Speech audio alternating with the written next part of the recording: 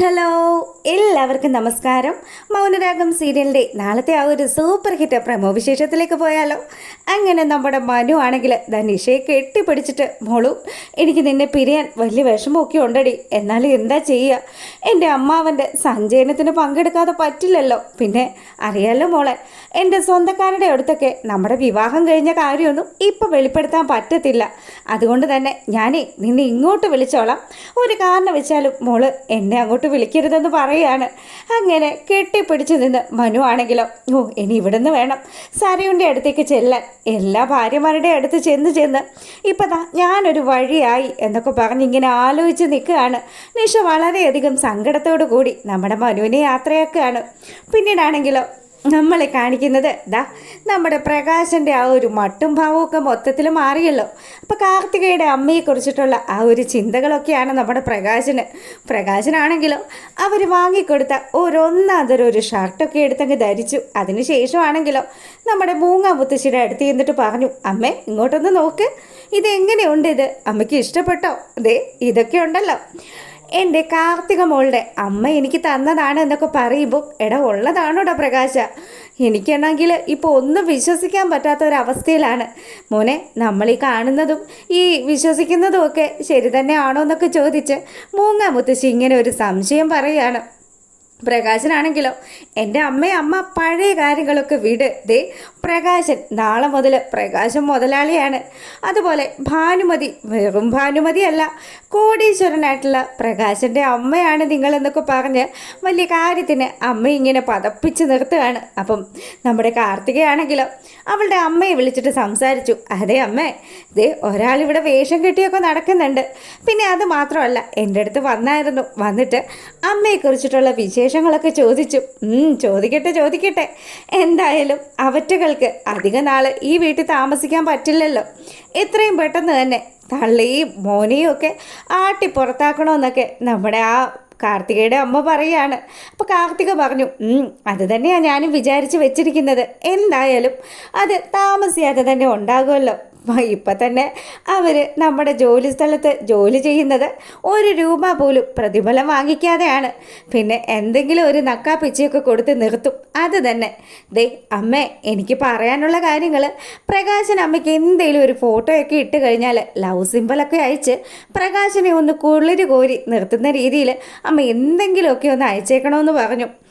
അതൊക്കെ എന്തായാലും ഞാൻ നോക്കാം മോളെ, അവൻ്റെ ഞാനിട്ട് വട്ടം കറക്കുമെന്നും പറഞ്ഞ് നമ്മുടെ കാർത്തികയുടെ അമ്മ ഇങ്ങനെ സംസാരിച്ച് അവർ ഫോൺ വെക്കുകയാണ്.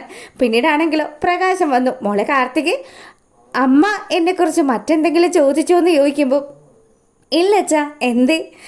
അല്ല, ഞാൻ ചോദിച്ചു എന്നേ ഉള്ളൂ, ഈ കളറ് എനിക്ക് നന്നായിട്ട് ചേരുന്നുണ്ടോ മോളെ എന്ന് ചോദിക്കുമ്പം തകർപ്പനായിട്ടുണ്ടല്ലോ. ഇപ്പം ശരിക്കും പറഞ്ഞാൽ അച്ഛനെ കണ്ടാലേ ഒരു 10 വയസ്സ് പുറകോട്ട് പോകും. അങ്ങനെയാണെങ്കിൽ എൻ്റെ അമ്മയ്ക്ക് കണ്ടു കഴിഞ്ഞാൽ ഒരുപാട് ഇഷ്ടമാകും. അച്ഛനറിയാലോ എൻ്റെ സ്വഭാവം, ഒന്നും മനസ്സിൽ വെച്ച് പെരുമാറുന്ന സ്വഭാവക്കാരിയല്ല ഞാൻ എന്ത് കാര്യം ഉണ്ടെങ്കിലും അത് ഓപ്പണായിട്ട് പറയും. അതുകൊണ്ട് മാത്രമാണ് എൻ്റെ അച്ഛനും അമ്മയും കൂടെ ഒന്നിക്കണമെന്നുള്ള കാര്യം ഞാൻ അച്ഛനോട് പറഞ്ഞത്. എൻ്റെ അച്ഛൻ മരിച്ചു പോയെങ്കിലും അദ്ദേഹത്തിൻ്റെ ആ ഒരു മുഖച്ഛായ അത് നിങ്ങളിലാണ് ഞങ്ങൾ കണ്ടത്. അതുമാത്രമല്ല, ഇത്രയും അധികം പെൺമക്കളെ സ്നേഹിക്കുന്ന ഒരച്ഛനെ ഞാൻ വേറെ കണ്ടിട്ടേ ഇല്ല എന്നൊക്കെ പറഞ്ഞ് പ്രകാശനെ സന്തോഷിപ്പിക്കുകയാണ് കാർത്തിക. പിന്നീടാണെങ്കിലോ നമ്മളെ കാണിക്കുന്നത് നമ്മുടെ മനുവിനെയാണ്. മനു നിഷയ്ക്ക് ടാറ്റയൊക്കെ കൊടുത്തു. വണ്ടിയിൽ കയറി പോരുകയാണ്. നിഷയാണെങ്കിലോ കെട്ടിയാൻ പോയ ദുഃഖത്തിൽ അമ്മയോടും അച്ഛനോടും ഒക്കെ പറഞ്ഞു, ഈശ്വര, ഇനി എൻ്റെ റോണിയേട്ടൻ എന്ന് വരാനാണാവോ, ഞാനാണെങ്കിൽ അങ്ങോട്ട് വിളിക്കാൻ പോലും പറ്റത്തില്ല എന്നാണ് പറഞ്ഞിട്ട് പോയിരിക്കുന്നത്. മോളെ, അവൻ അങ്ങനെയൊക്കെ പറഞ്ഞിട്ടുണ്ടെങ്കിൽ അതിൽ പിന്നിൽ എന്തെങ്കിലും ഒരു കാരണം ഉണ്ടാകും. മോളൊരു കാര്യം മറക്കരുത്, അവൻ്റെ അമ്മാവ് മരിച്ചിട്ട് പോലും അവൻ മോളെ വേണ്ടാന്ന് വെച്ചില്ലല്ലോ. ഇനി അല്ലെങ്കിൽ ജാതകപ്രകാരം ഇപ്പം വിവാഹം നടന്നില്ലെങ്കിൽ 2 വർഷം കഴിയുമെന്നല്ലേ പറഞ്ഞത്. വേണമെങ്കിൽ ആ പയ്യന് 2 വർഷത്തേക്ക് നീട്ടി വെക്കാമല്ലോ. പക്ഷേ അവൻ ചിന്തിച്ചത് എന്താ, എൻ്റെ സുന്ദരിയായിട്ടുള്ള നിഷമോളെ കല്യാണം കഴിക്കണമെന്നല്ലേ. അപ്പം അച്ഛനും അമ്മയൊക്കെ ഇത്രയും കാര്യത്തിന് പറയുമ്പം നിഷയ്ക്കാണെങ്കിലോ തനിക്ക് വന്നു ചേർന്നത് മഹാഭാഗ്യമാണെന്നൊക്കെ വിചാരിച്ച് പുള്ളിക്കാരി അവിടെ അങ്ങനെ നിൽക്കുകയാണ്. പിന്നീടാണെങ്കിലോ നമ്മുടെ മനു ആടിപ്പാടി സരയുടെ വീട്ടിലെത്തുകയാണ്. മനുവിനെ കണ്ട പാടെ തന്നെ നമ്മുടെ രാഹുലാണെങ്കിലോ, കഴിഞ്ഞോടാ നിൻ്റെ കല്യാണം, അല്ല എങ്ങനെയുണ്ടായിരുന്നു നിൻ്റെ ഫസ്റ്റ് നൈറ്റ്? താൻ അധികം വർത്തമാനമൊന്നും പറയാൻ നിൽക്കണ്ട. അതെ, താൻ അധികമൊക്കെ പറഞ്ഞു കഴിഞ്ഞാൽ എനിക്ക് ഈ വീട്ടിലുള്ള ആൾക്കാരോട് വേറെ ചില കാര്യങ്ങളൊക്കെ പറയേണ്ടി വരും. അതുകൊണ്ട് താൻ മിണ്ടാതെ അവിടെ എങ്ങാനും മാറി നിന്നോണമെന്ന് പറഞ്ഞു. എടാ, നിന്നെ പറഞ്ഞിട്ട് ഒരു കാര്യവും, നിന്നെ പോലെ ഒരുത്തനെ ഈ ഭൂമിയിലേക്ക് പടച്ചു വിട്ടല്ലോ നിന്റെ അച്ഛനും അമ്മയും. അവരെ പറഞ്ഞാൽ മതിയടാന്നും പറഞ്ഞ് നമ്മുടെ രാഹുലിൻ്റെ ദേഷ്യത്തോടു കൂടി സംസാരിക്കുക. അപ്പം മനുവിൻ്റെ മട്ടും ഭാവമൊക്കെ മാറി. മനു പറയാണ്, അതെ എടോ രാഹുലെ, താൻ ആ താരയുടെ പിന്നാലെ നടന്നതും താരയെ ചതിച്ച് സരയുടെ തന്തയായതും ഒക്കെ ഞാൻ തൻ്റെ ചാരിയോട് പറയട്ടെ. അവർ ഏതാണ്ട് ആ സത്യങ്ങളൊക്കെ അറിഞ്ഞ മട്ടാണ്. ഇനി ഞാൻ ബാക്കി പറയാടോ. അത് മാത്രമല്ല, തൻ്റെ മകളെ ഞാൻ പച്ചയ്ക്ക് ചതിക്കുകയാണ് എന്നുള്ള കാര്യം കൂടി ഇപ്പം അങ്ങ് പറഞ്ഞേക്കാം.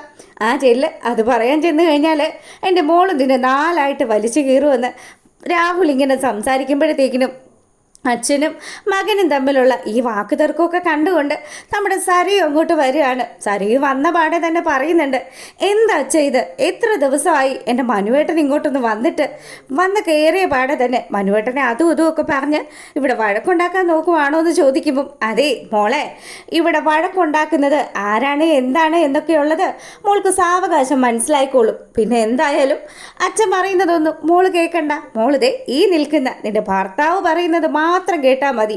നിനക്കുള്ളത് പിന്നാലെ വരുന്നുണ്ടെന്നും പറഞ്ഞ് രാഹുൽ അവിടുന്ന് പോവാണ്.